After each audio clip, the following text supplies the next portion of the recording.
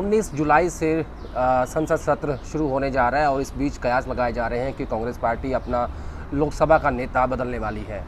अभी तक पश्चिम बंगाल के अध्यक्ष अधीर रंजन चौधरी कांग्रेस पार्टी के लोकसभा के नेता थे, लेकिन उनको हटाने की बात कहां से शुरू हुई, पहले इस बात पर चर्चा करते हैं।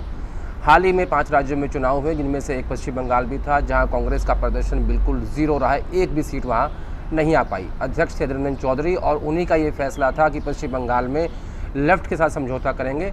ममता बनर्जी के साथ वो समझौता करने के लिए राज़ी नहीं हुए, और जबकि एक बहुत बड़ा तबका इस बात के पक्ष में था कि ममता बनर्जी के साथ ही समझौता होना चाहिए अगर बीजेपी को हराना है तो। लेकिन अधीर रंजन चौधरी और ममता बनर्जी की व्यक्तिगत तौर पर आपस में नहीं बनती, इस वजह से कांग्रेस पार्टी का समझौता ममता से नहीं हो पाया। और जो नतीजे वेस्ट बंगाल के आए, उसके बाद से ये बात जोरों पे थी कि उन्हें पश्चिम बंगाल अध्यक्ष पद से इस्तीफा दे देना चाहिए और साथ ही लोकसभा के नेता के पद से भी उन्हें हटा देना चाहिए। अब वो चर्चा फिर से शुरू हो चुकी है। इस पर कई सारी रिपोर्ट सामने आई हैं। स्टार्टिंग में ये बताया गया कि राहुल गांधी जो है वो अधीर रंजन चौधरी की जगह लोकसभा में लेंगे।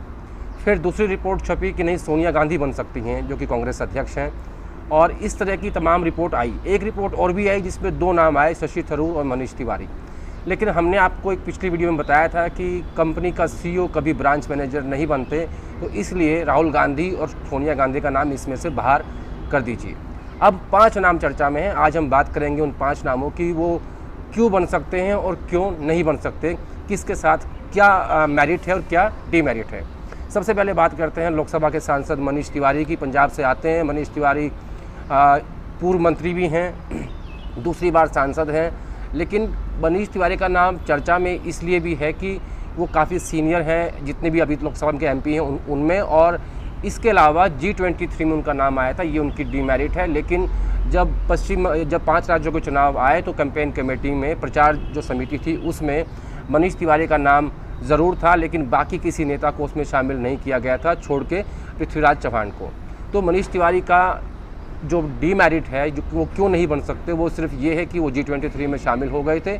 अदरवाइज़ उनके सारे पैमाने फिट बैठते हैं, क्योंकि वो सीनियर हैं, पूर्व मंत्री रहे हैं, संगठन से आते हैं, NSY यूथ कांग्रेस से आते हैं, पंजाब के सांसद हैं। हाँ, पंजाब में उनके बहुत नज़दीकी संबंध है वहाँ के मुख्यमंत्री कैप्टन अमरिंदर सिंह के साथ, जो कि वो खुले तौर पर ये बात कहते भी हैं मीडिया में।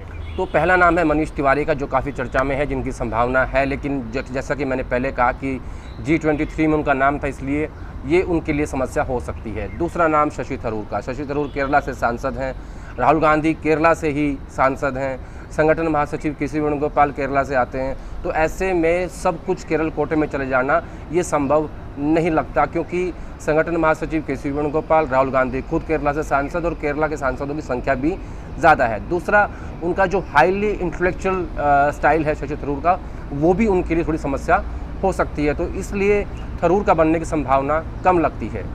तीसरा नाम है गौरव गोगोई का। दूसरी बार सांसद हैं, असम से, पूर्व मुख्यमंत्री के बेटे हैं और राहुल गांधी खेमे के माने जाते हैं। राहुल गांधी उन पर काफ़ी ट्रस्ट भी करते हैं। गौरव गोगोई एक ऐसे सांसद हैं जिन्होंने कभी भी राहुल गांधी की लीडरशिप या कांग्रेस पार्टी के काम करने के तरीके पर सवाल खड़े नहीं किए हैं। तो संभावना उनकी भी ज़्यादा है कि गौरव गोगोई, क्योंकि लोकसभा के डिप्टी लीडर भी हैं, तो उन्हें ये पोस्ट मिल सकती है, इसकी संभावना ज़्यादा है। इनके डीमेरिट्स बहुत कम हैं और मेरिट्स बहुत ज़्यादा हैं।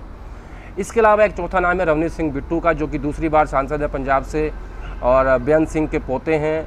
लेकिन मनीष तिवारी के कंपैरिजन में रवनीत सिंह बिट्टू को अगर आप कंपेयर करेंगे तो लगेगा कि क्योंकि मनीष तिवारी जो हैं वो देश के जो मुद्दे हैं उनके अलावा इंटरनेशनल मुद्दों पर भी अपनी बात लिखते हैं, आर्टिकल लिखते हैं, और लोकसभा में जिस तरह का नेता चाहिए वो सारे क्राइटेरिया वो पूरा करते हैं। रवनीत सिंह बिट्टू के साथ प्रॉब्लम ये है कि वो सिर्फ पंजाबी और हिंदी भाषा को ही इस्तेमाल करते हैं, उनका अंग्रेज़ी में काफ़ी हार्ड टाइट है।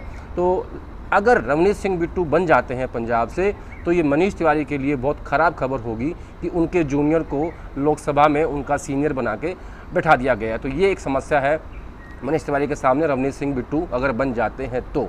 5वां नाम है उत्तम रेड्डी का। उत्तम रेड्डी तेलंगाना से सांसद हैं और तेलंगाना कांग्रेस कमेटी के चीफ थे। हार की जिम्मेदारी के बाद जब रिशफल हुआ तो मानिक टैगोर जब वहाँ के प्रभारी बने तो उन्होंने दूसरे सांसद रेवंत रेड्डी को वहाँ का अध्यक्ष बना दिया है। और उत्तम रेड्डी के ऊपर यही है कि उन्होंने चुनाव में अच्छा काम नहीं किया, हालांकि वो लोकसभा के सांसद हैं, लेकिन साउथ से बनना थोड़ा मुश्किल लग रहा है इस बार कि लोकसभा का नेता जो होगा वो उत्तर भारत से होगा या फिर जैसा मैंने कहा कि नॉर्थ ईस्ट से हो सकता है गौरव गोगोई। तो इन सब संभावनाओं के बीच ये कहा जा सकता है कि ज़्यादा जो संभावना है बनने की वो गौरव गोगोई की है।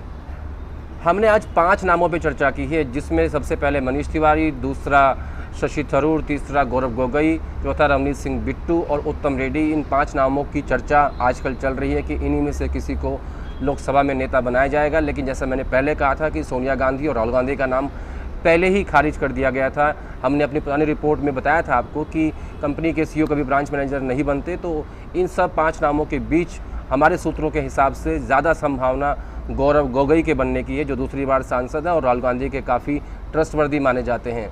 और अगर गौरव गोगोई नहीं बनते हैं तो मनीष तिवारी को भी एक स्ट्रॉन्ग कंटेंडर लोकसभा के नेता के तौर पर कांग्रेस पार्टी में देखा जा सकता है एज़ पर नाउ। लेकिन हो सकता है कि आगे चल के इसमें बदलाव हो जाए। कल बुधवार को 14 तारीख को कांग्रेस पार्टी की संसदीय दल की बैठक सोनिया गांधी लेंगी और कल से लेकर 19 तारीख के बीच में इस बात का फैसला हो जाएगा कि लोकसभा में पार्टी का नेता कौन होगा। लेकिन ये ज़रूर तय है कि अधीर रंजन चौधरी की छुट्टी पक्की मानी जा रही है।